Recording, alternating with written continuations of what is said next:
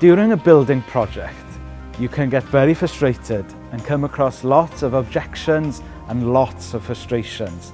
1 minute you're taking 1 step forward before taking 2 steps backwards. It's a very frustrating process.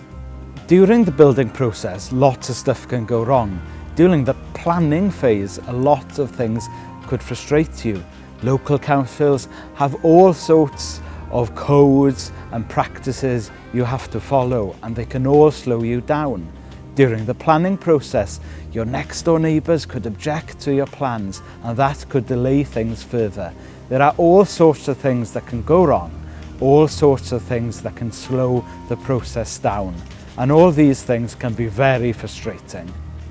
One of the most frustrating things about a building project these days is to find workers.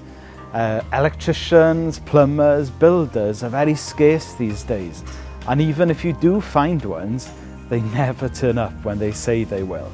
And these kind of things slow everything down and makes everything more and more frustrating. It's a beautiful day today, but sometimes when the weather turns against you, it can hold the building project back.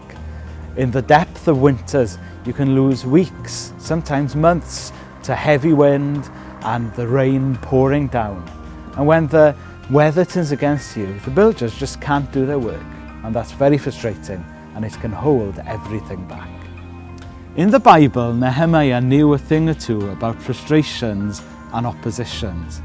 He comes across Sanballat and Tobiah, who are out to get him and to demoralize his people. But he kept going despite the frustrations. So you go ahead now and look at this part of Nehemiah and see how you can put these things into practice and how you can prepare to face these frustrations and the opposition.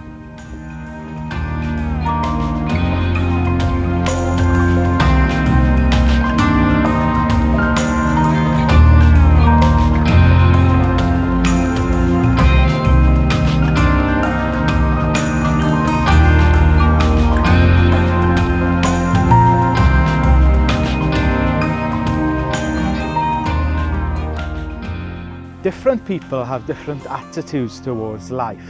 Some people see things as the cup being half full, some as the cup being half empty. And we all know people who are positive, but we also know people who are negative. And unfortunately, in church life, we come across people sometimes who are just negative all the time.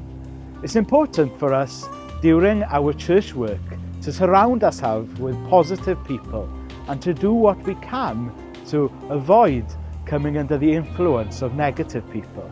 So you go ahead now to discuss how you can stay away from negative influence in the church's work.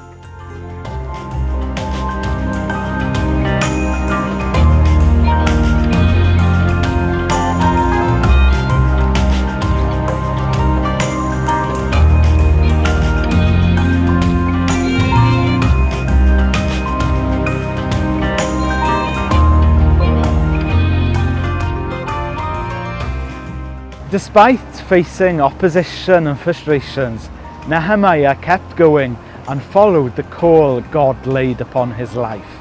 And I hope you will find a way through your frustrations and oppositions, and that you will find a way to follow God's calling for you and your church.